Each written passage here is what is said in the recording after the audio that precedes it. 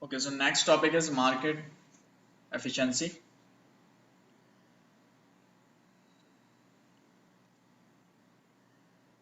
So remember there are two types of market efficiencies: informational efficiency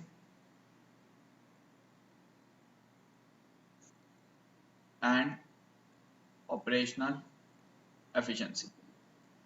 Informational efficiency means that how soon does information get incorporated into market prices.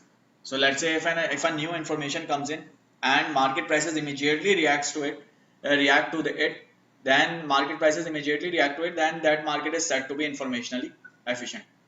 If a new information comes in and market prices do not move and they take a long time to realize that a new information has come in and then incorporated into a market, that is known to have less, that market is known to be less efficient or inefficient. So market efficiency, informational market efficiency is related to new information getting incorporated into asset prices.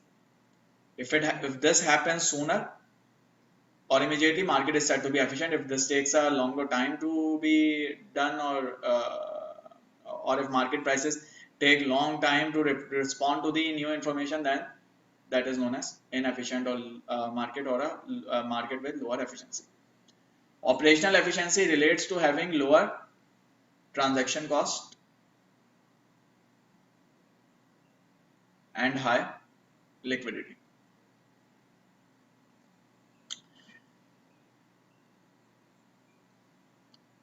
Okay, so when we generally say market efficiency, we are mostly talking about informational efficiency.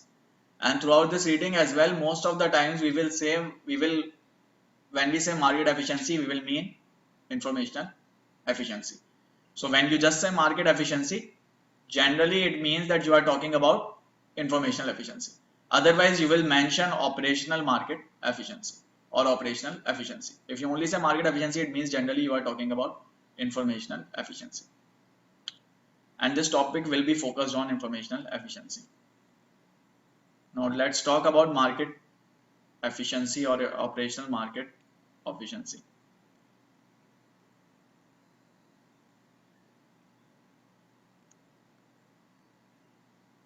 Or efficient market hypothesis.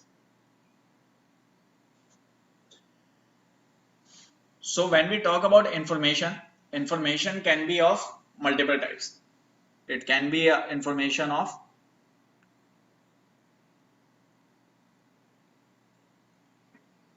past prices or volumes, which is past data. So it can be a past data. For example, last 1 year stock prices, volumes and all that. It can be public data, public information. For example, fundamental information. Like for example, financial statements of the company. A company has recently announced EPS or financials or financial statement, that is public information. Or private information. So that means information can be divided into three categories: past information, public information and private information. So there can be a market in which asset prices have not incorporated either past or public or private information. That means none of these three informations have been incorporated into market. There can be a market which has not incorporated any of these information or these details into asset prices. That market is said to be inefficient. Inefficient means that it has not incorporated any of these three types of information or data into asset prices. Any problem? So if it is inefficient, if it has not incorporated past data, if it has not incorporated fundamental public information or private information, that means that if you do your analysis, you can make abnormal returns. Why? Because market has not incorporated it. If you look into this information and based on that you make a decision or make an investment, you will make abnormal return or supernormal return, and you can outperform the market or others. So that means you can make abnormal returns using technical analysis. Why technical analysis? Because it is based on past data and past data is not incorporated into the pricing. You can make abnormal returns using fundamental analysis. Why fundamental analysis? Because fundamental analysis depends on public information and market has not yet incorporated that public information into asset prices. So that means technical analysis will work, fundamental analysis will also work and give you abnormal return if market is inefficient. If let's say market has incorporated past data, it has incorporated past data into asset prices, that type of market is known as weak form efficient. That means it is efficient, but the form of efficiency is very weak.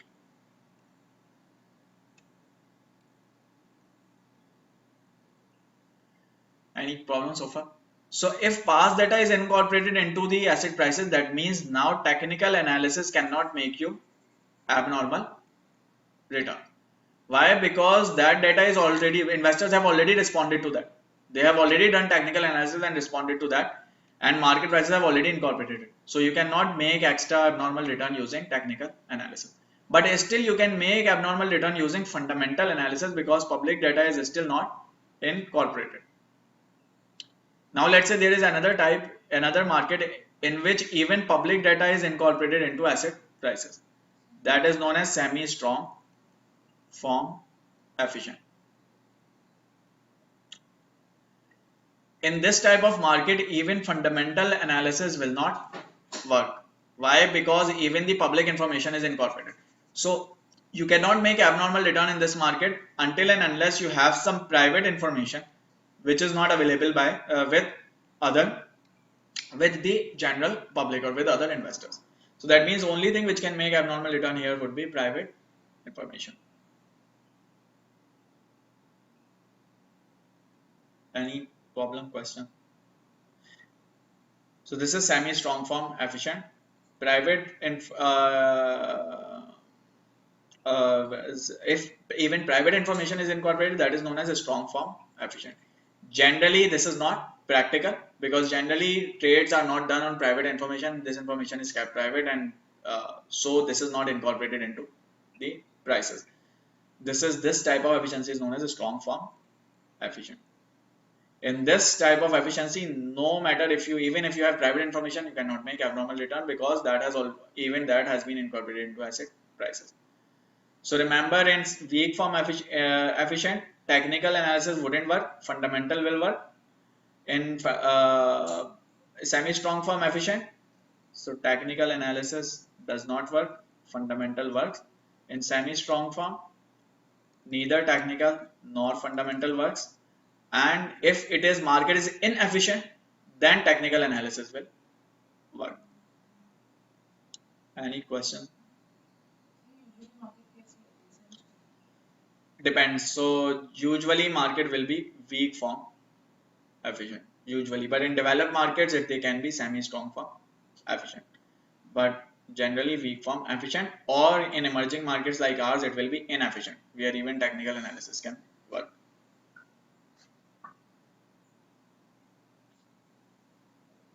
So informationally efficient, generally called efficient. So when we say efficient, that means we are talking about informational efficiency.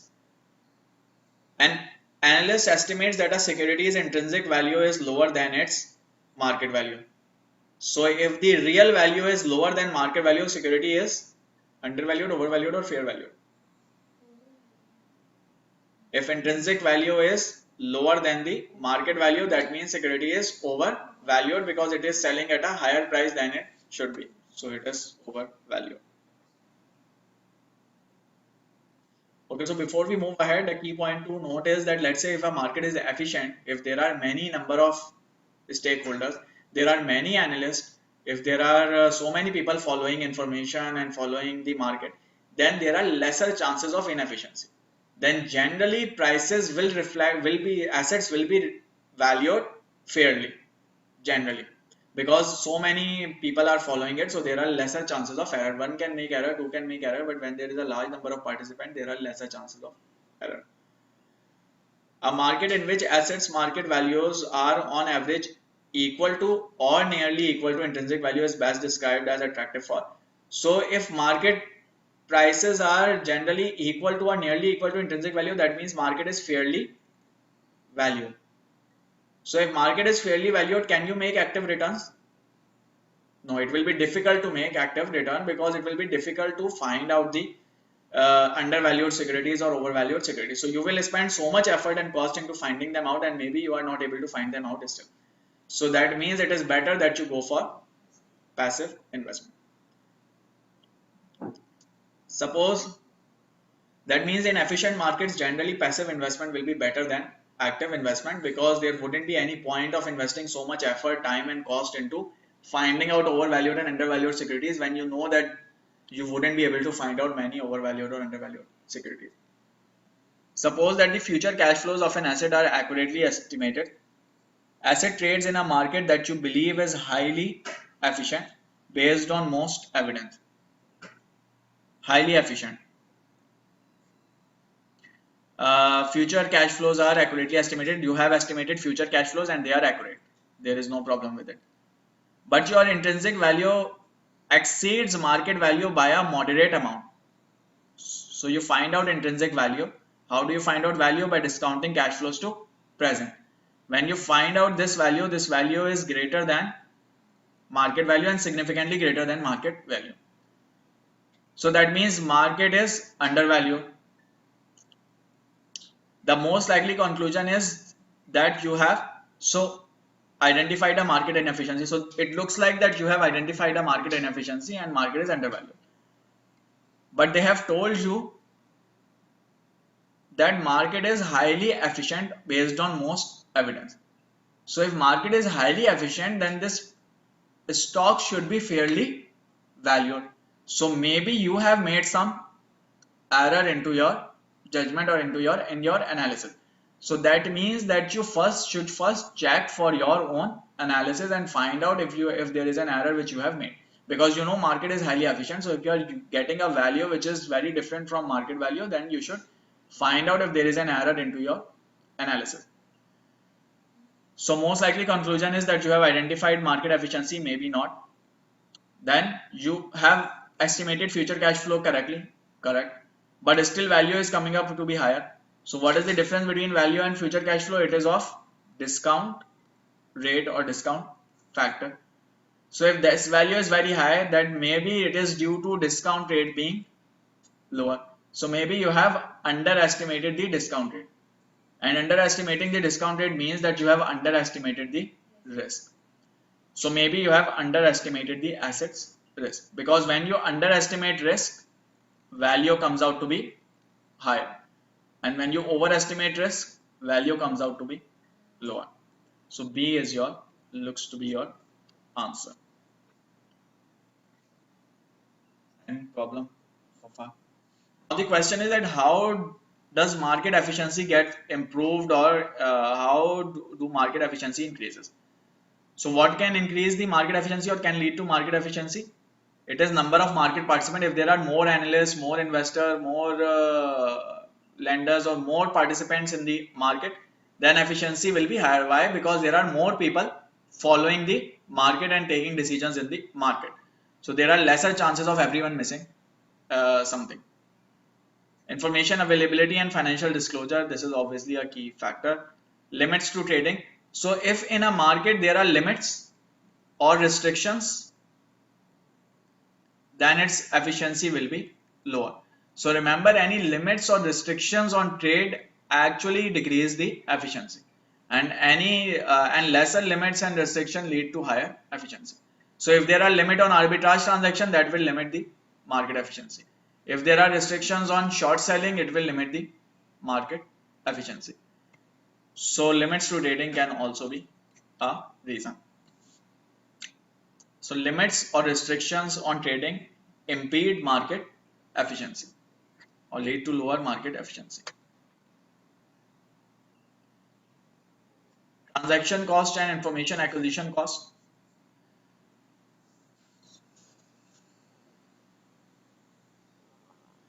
So generally, if transaction costs are higher or information acquisition costs are higher, that means you need to spend more in order to be able to find an undervalued or overvalued security. So in that case, if these costs are very high, then generally maybe people will go for passive investment, otherwise active investment. Secondly, if information acquisition costs are higher, then generally market will be inefficient. Why? Because only a few people would have the information and not everyone will have access to the information. Secondly, how does market may become efficient? So for example, if new information comes in, or if someone knows that something is good about the company, then they will buy it. Or if someone knows there is something bad about the company, they will sell it. So the sooner they buy and the sooner they sell, that will lead to convergence of stock price, or that will lead to stock price including the new information. If transaction costs are very high, they might be reluctant to buy or sell, and so maybe it leads to market inefficiency. So higher transaction costs, high information acquisition costs can impede market efficiency or can lead to lower efficiency. Forms we have discussed: weak form, semi-strong, strong. In weak form, technical analysis works, fundamental does not work. In semi-strong, technical doesn't work, fundamental doesn't work either. Here, neither technical nor fundamental nor private information. And if it is inefficient, then technical analysis and fundamental analysis both work. So, sorry, this is in weak form, technical does not work, fundamental works. If it is inefficient, then technical and fundamental both will work. If it is even weak form, technical analysis will not work at least. If in any market you find out that technical analysis is providing abnormal data, that means it is inefficient, not even weak form efficient. EMH is this same thing which we have just discussed. This is about the same thing, that is when can we use technical analysis, when can we use fundamental analysis. Market pricing anomalies. So what is market pricing anomaly? Market pricing anomaly is a movement in market or movement in price of a security which cannot be directly linked to current relevant information. So for example, there is no change in information, no new information has come in or anything, nothing has changed, but still suddenly price has gone up or price has gone down. That is known as market anomaly. If you find out a trend, let's say for example that on Monday generally prices are higher, on Friday generally prices are lower, that is an anomaly. So there can be many different types of anomalies, and they are found through data mining or data snooping. That is, you find out many trends, or you use to analyze large data sets and find out what trends are there in the prices or pricing. Some of those anomalies are listed here: January effect, day of week effect, weekend effect, turn of the month, holiday, time of day, momentum, overreaction, size, value. All these, some of these are mentioned here, and you can find out their descriptions from curriculum if you wish to. Some key anomalies to note or remember are that stock market returns in January are usually higher. So that means there is generally more buying towards the start of the year than the end of the year. There is more selling towards the end of the year. Why? Because generally investors are booking their losses towards the end in order to get tax credits, and at the start they are then again buying the asset which they had sold in previous month. Monday returns are lower compared to rest of the week because generally Monday is the day start. You do not know what is going to happen in rest of the week, so you do not generally actually trade much. Returns on weekends tend to be lower compared to weekdays. Returns tend to be higher on last trading day of month and first trading day of next month. Returns on day before market holidays tend to be higher. Share prices are usually inflated for companies releasing good information and vice versa. Small cap tend to outperform large cap. Value stocks outperform growth stock over long period. So again, these are some facts which are found through data mining and which cannot be directly linked to relevant information. These are known as anomaly. That is, this is what happens generally in the market, and there is no information basis for it. These are known as pricing anomalies in the market. Generally होती है, मतलब not always but generally सारी markets में इस तरह से trend होता है. So this is basically more dependent on, you can say, investor behavior. So generally they would want to lock out positions before weekend or before holidays. Generally they would want to they would trade lesser on the Mondays. Generally they would take most of the trading decision, buying or selling decision, towards either end of the month or the start of the month, and then follow them through the month. Generally they will buy more at the start of tax year and sell more at the end of tax year. So this is how generally is, not always, but generally it is seen that these are the trends which exist and there is no information basis for it.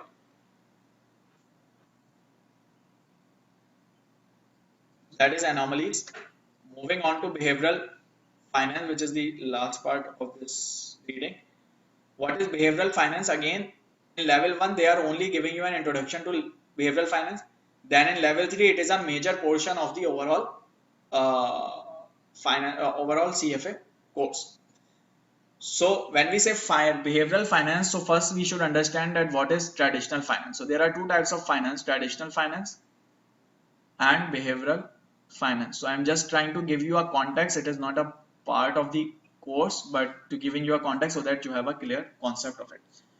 So traditional finance is the finance which assumes that investor is rational. He or she will take rational decision. He or she would want to maximize return on risk adjusted basis and will follow mean variance optimization. Mean variance optimization means that mean reflects return, variance reflects risk, and optimization means that you maximize risk adjusted return. So this is how rational investor is. This is how he or she takes decision. This is how they maintain portfolio. Behavioral finance says that investor is not always rational. Decision can either be rational or irrational.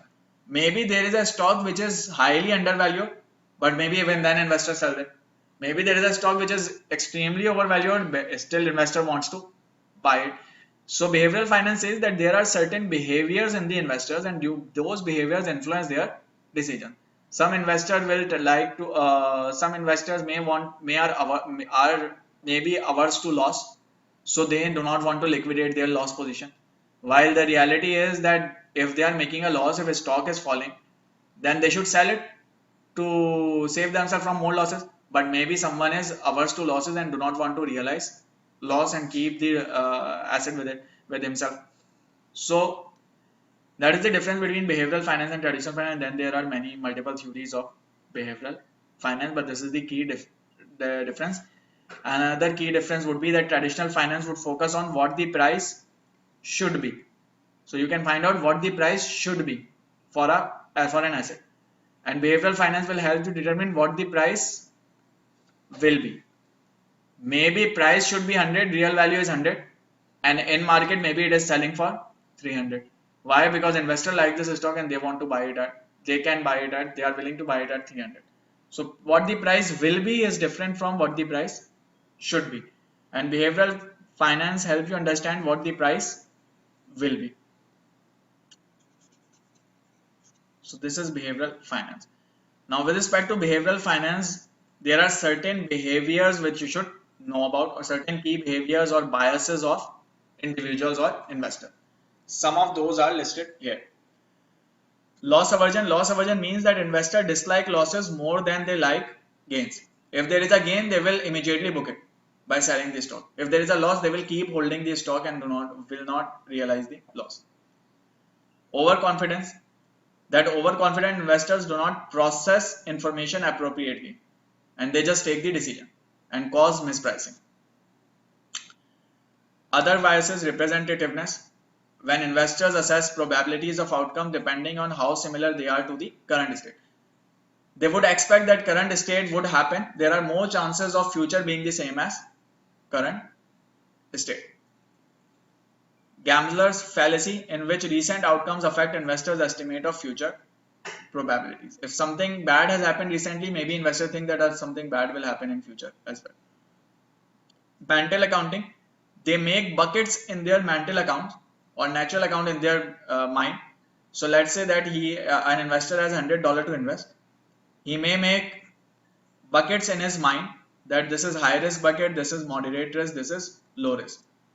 And from 100 he decide that I will keep 40 here and 35 here and 25 here.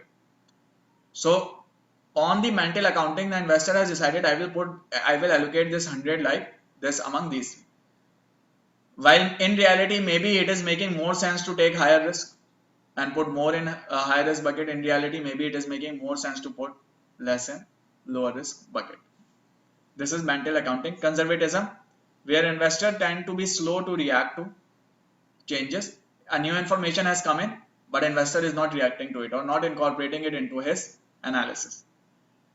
Disposition effect, in which investors tend to avoid realizing losses but rather seek to realize gain. They would dispose of gains sooner and would delay realizing losses. And this delay in realizing losses part is also known as loss aversion. Narrow framing, in which investors focus on issues in isolation. So for example, if something has happened with a company, it will only look at this particular issue and wouldn't analyze its impact on other segment or other market or rest of the market. So look at everything in isolation. So keeping a narrow frame. Information cascades. What is information cascade? So sometimes what happens is there are certain individuals or investors who follow the decision of other investors. That is known as information cascade. So let's say maybe, and what is hurting? Hurting is that, for example, let's say there is a group of investors which started buying something. So others started following them. And then everyone started following each other and everyone started buying something. That is known as herding. That is cluster trading that may or may not be based on information. So these other investors do not have any information. Just because some started buying it, others have also started buying it. That is known as herding or information cascade. So in all these, you will see that the decision is not actually rational. It is not based on rational reasoning or rational analysis. It is more based on your own intuition, behavior, and characteristics. It is being influenced by your own behavior. So this is behavioral finance, and these are some biases or factors to know about behavioral finance.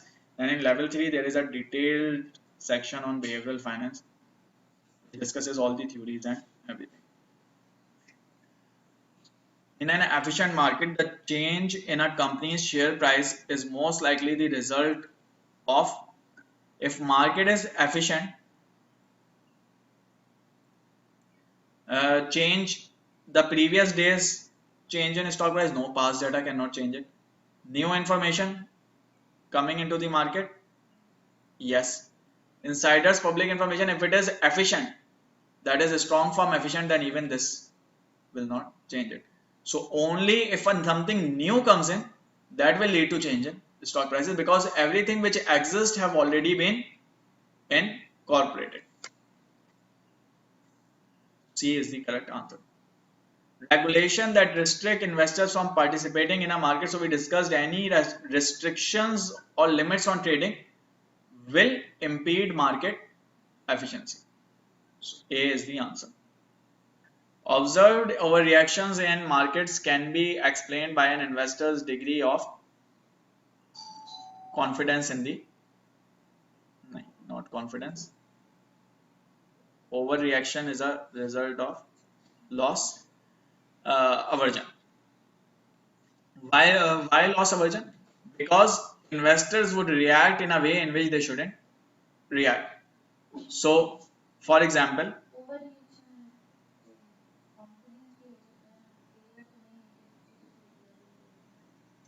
yeah. नहीं, over reaction क्या हो सकता है, sorry, हाँ, सो confidence in the market की वजह से over reaction भी हो सकता है और अंडर रिएक्शन भी हो सकता है। Generally confidence in the market की वजह से होती है, ओवर कॉन्फिडेंस की वजह से होती है मिस प्राइसिंग, और कॉन्फिडेंस की वजह से जनरली ओवर रिएक्शन नहीं होता, because if you are confident about the market you wouldn't react to any changes. Generally over confidence की वजह से, if you talk about over confidence, it leads to miss pricing. But remember, loss aversion is generally related with over reaction to something changing. Like traditional finance models, the behavioral theory of loss aversion assumes that investors dislike risk. However, the dislike of risk in behavioral theory is assumed to be. So, what we discussed was that investors dislike risk, that is fine, but they dislike losses more than they dislike gains. So that means if they are having gains, even with smaller gains, they will immediately sell off. But if they are having losses, they will wait for losses to increase and they might not sell off. So that means this shape will not be symmetrical. Symmetrical is the one in which right hand side is the same as left hand side. So this is asymmetrical. Any problem so far? Let's take a break.